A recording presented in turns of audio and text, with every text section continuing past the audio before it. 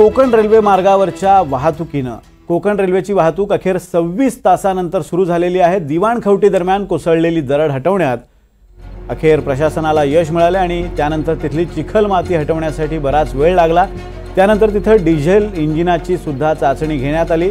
ही चाचणी यशस्वी झाल्यानंतर आता मांडवी एक्सप्रेस सोडण्यात आलेली आहे। वाहतूक सुरू झालेली आहे। दिवाणखवटी दरम्यान दरड कोसळली होती आणि आता अखेर 26 तासांच्या प्रयत्नानंतर प्रशासनाने ही दरड हटवली आणि त्यानंतर सुरक्षिततेची चाचणी झाल्यानंतर अखेर मांडवी एक्सप्रेस मुंबईकडे रवाना झालेली आहे। राकेश गुडेकर आपले प्रतिनिधी आपल्या सोबत आहेत। राकेश, अखेर वाहतूक सुरू झालेली आहे, मांडवी एक्सप्रेस रवाना झालेली आहे। अजून किती एक्सप्रेस रखडलेले आहेत आणि पुढचं नियोजन कसं आहे?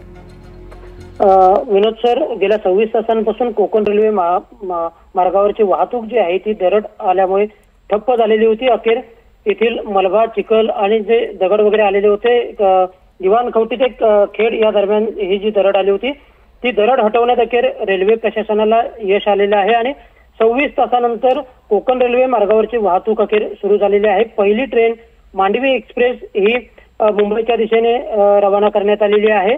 तत्पूर्वी चिखल आणि मलबा पूर्ण काढल्यानंतर ट्रॅकची फिटनेस टेस्ट देखील घेण्यात आली होती। त्यानंतर इंजिन टेस्ट देखील या ठिकाणी घेण्यात आली होती आणि त्यानंतरच मांडवी एक्सप्रेस या ठिकाणाहून सोडण्यात आलेली आहे। सध्या पहिलीच ट्रेन सोडण्यात आलेली आहे, त्यामुळे उर्वरित ट्रेन आज दिवसभरासाठी ज्या काही कॅन्सल करण्यात आलेल्या होत्या त्याचप्रमाणे काही ट्रेनचे रूट देखील बदलण्यात आलेले होते।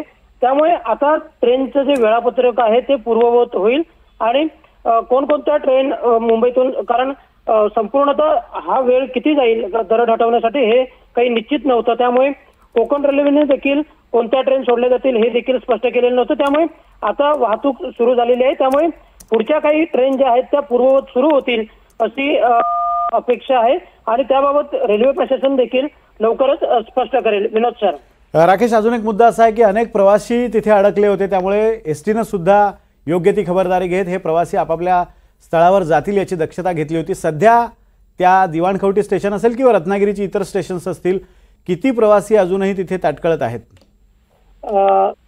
विनोद सर, गेल्या काही तासांपासून म्हणजे जवळपास 26 तास होत आलेले आहेत, पण काही ज्या लांब पल्ल्याच्या गाड्या आहेत त्या रोखून ठेवण्यात आलेल्या होत्या।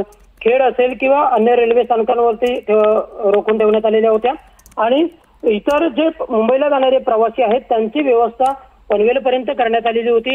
एसटी बसेसने त्यांना पनवेलपर्यंत सोडण्यात येणार होतं। रत्नागिरी असेल, चिपळूण असेल, खेड असेल किंवा राजापूर असेल या स्टेशनवरून एसटीच्या बसेस सोडण्यात आलेल्या होत्या आणि त्या प्रवाशांची व्यवस्था करण्यात आलेली होती। तर दुसरीकडे खेड रेल्वे स्थानकात एक लांब पल्ल्याची गाडी होती आणि ती नेमकी कधी सोडणार याबाबत प्रशासनाकडून कळवण्यात येत नव्हतं। त्यामुळे तेथील काही प्रवासी संतप्त झाल्याचं देखील पाहायला मिळालं आणि त्यांनी स्टेशन मास्टरच्या केबिनला घेराव देखील घातलेला होता। मात्र आता या ज्या लांब पल्ल्याच्या गाड्या आहेत त्या लांब पल्ल्याच्या गाड्या तिथे रखडून राहिलेल्या आहेत त्या आता लवकरात लवकर तिथून रवाना करण्यात येतील आणि त्या दृष्टीने प्रशासनानं प्रयत्न सुरू केले। मात्र एक ताजी बातमी ती म्हणजे 26 तासानंतर अखेर कोकण रेल्वेची वाहतूक सुरू झाली आणि मांडवी एक्सप्रेस आता मुंबईकडे रवाना करण्यात आली आहे। धन्यवाद राकेश दिलेल्या अपडेट्सबद्दल।